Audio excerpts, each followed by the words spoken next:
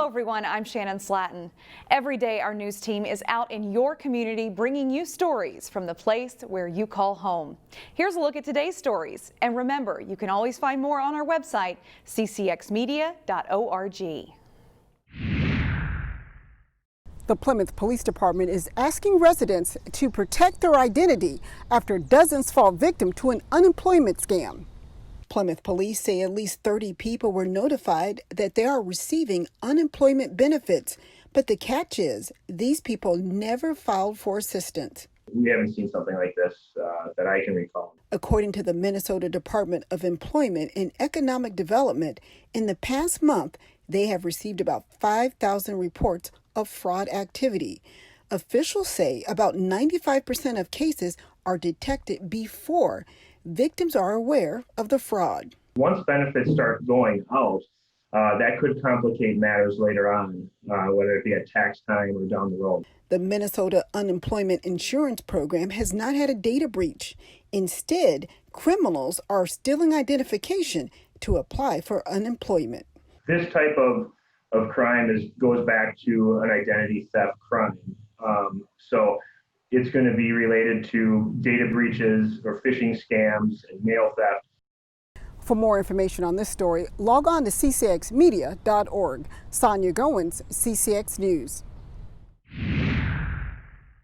Hello everyone, I'm Pafua Yang. Another DMV has reopened with full services, but by appointment only. The DMV at the Golden Valley City Hall is encouraging drivers to review the DMV's temporary COVID-19 guidelines before scheduling an appointment on the city's website. Some of those guidelines include social distancing, following all posted instructions and signs, and waiting in your car until 5 minutes before your appointment. In May, we reported that the Minnesota Department of Public Safety Driver and Vehicle Services Division rescheduled more than 12,000 Class D road tests that were canceled due to the pandemic. For more details, we'll have a link on our website, ccxmedia.org. Reporting in Golden Valley, Pafua Yang, CCX News. I'm Eric Nelson for CCX News out here in St. Louis Park at AAA Minneapolis. Yes, the summer travel season is upon us. The long July 4th holiday weekend is coming up. And Meredith Terpstra is with us now to tell us about travel trends for the summer of 2020. It looks like with COVID-19, Meredith, a lot of people are going to be driving. That's very true. We had recommended and thought that we would have nearly 850 million people traveling this year, and COVID dropped that by 150 million, but we are seeing a steady increase from April to now. Most of the people that are traveling, we're seeing are traveling by car because it's easy, it's efficient, and it's something that you can control how far away you go and how soon you come back. And a lot of people are staying close to home. They're not going on that long trip to the east or west coast. That's very true. Luckily in Minnesota, we have all the Great Lakes and all of these wonderful destinations to camp and hike and sights to see that are right here in our own backyard. And it's easier to get home if something does go wrong. So a lot of people are staying a little closer to home while their comfort level is there. And you'll get a lot of bang for your buck this summer if you drive because gas prices are down. They are. It's really exciting. If you're planning a trip this summer, gas prices are down nearly 15% over last year. So you're seeing about $2.25 as the national average at our pumps this year.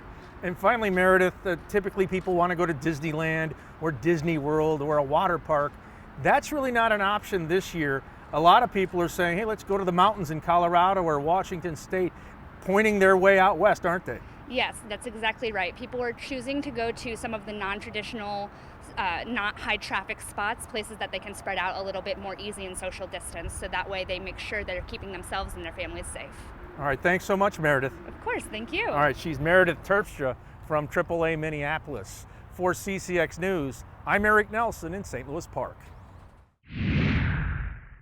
Kind of slapping some paint on the wall is always a magical time. At one time or another, every household needs to undergo a painting project. A little bit of brightness in the neighborhood. But most paint jobs don't look quite like what Sean McCann is doing in his crystal driveway near 34th and Lee. I've done some chalk drawings on my driveway, but not too many things like this. McCann is a full-time muralist and street artist who specializes in doing large-scale pieces on ceilings and walls. This month, he decided to put his talents on display from the relative comfort of home. Very rarely do you get to see artists actually work. Most of the time they're in their studios painting, and then you just see a finished piece, and so it's kind of an extra special treat to be able to see the art created over a course of time. Many of his neighbors would agree. We got to celebrate guys like you guys, you know that. As a constant stream of people stopped by to see the artist in action. I think when you see creativity instead of the pain and sorrow that people are experiencing, it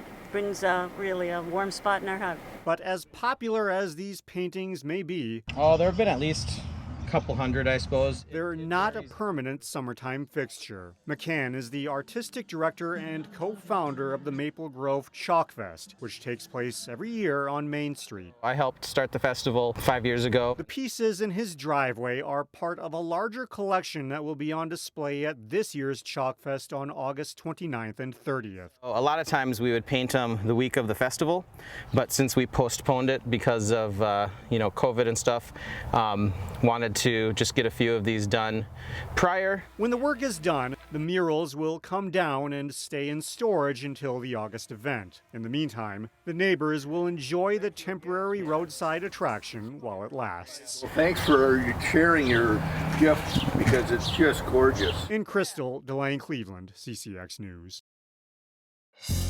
Find more local news stories at ccxmedia.org and follow us on social media.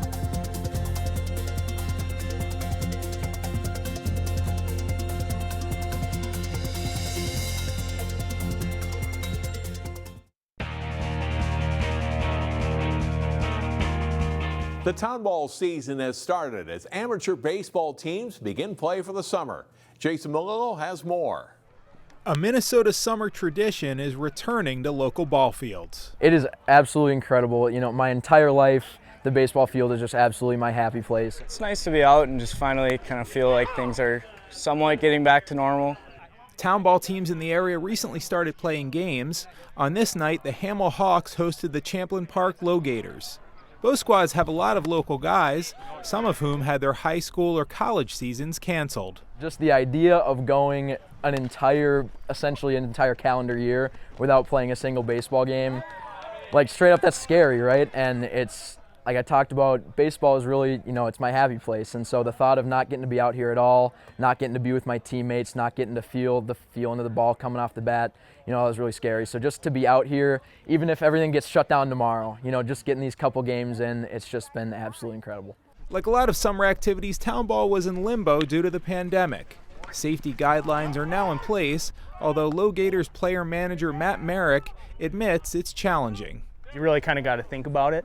I kind of have a running, I don't know if you ever watched Arrested Development, but there's a running joke where, the guy, like the dad's in prison, they're always yelling, no touching. So I like to yell, no touching at the guys, that sort of thing. So I think we've kind of gotten the hang of it a little bit. And we're trying to be really cognizant of, what's going on in the world today and just trying to, keep everybody healthy and, continue to play ball. Hamel's town ball tradition goes back to the 1920s, and it's a special thing to be a part of.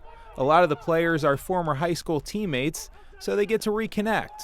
But it's also fun when former rivals become teammates. That's the best thing, and you have situations like that where it's guys who you were rivals with and now they're in the dugout with you. It's fun because you grew up not liking some of these teammates you now have, so it's an interesting experience, but a lot of new friendships and a lot of good baseball players around here.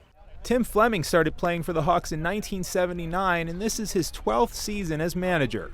Fleming believes having a town ball season this summer is imperative. I was telling a couple of teams around, it said if we don't do something to play amateur baseball right now, they might not come back next year.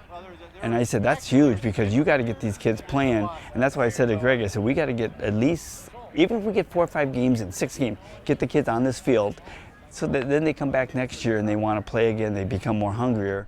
The Low Gators beat the Hawks 5-0 with Gooley working 5 strong innings and Merrick collecting 3 hits, including a 3-run triple. But this summer, stats and final scores don't really matter. It's just nice to see people having fun and playing ball. Jason Malillo, CCX Sports. Thanks, Jason. Minnesota lakes are busy this summer. Here's Terry Tuma with this week's CCX fishing tip.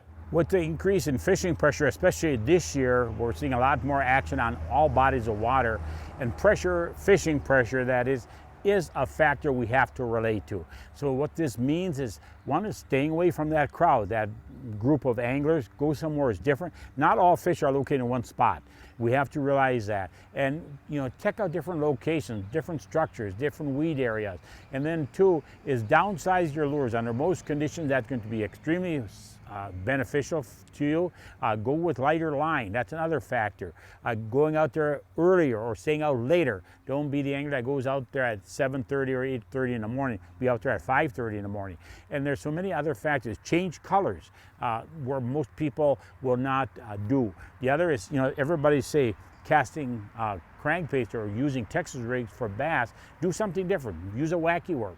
Use a spinner bait. Something totally different. That's going to apply to crappies, sunfish, walleyes, and bass. So something different, something unique. Working with different colors, different baits. These are all factors. Change it up. Keep changing and changing until you find something that's going to be beneficial. It may be just one color, one bait, but you're going to be very, very successful. Keep an open mind. Play your gut, if you will. I should try this, I should try that, and you will catch a lot more fish under fishing pressure conditions.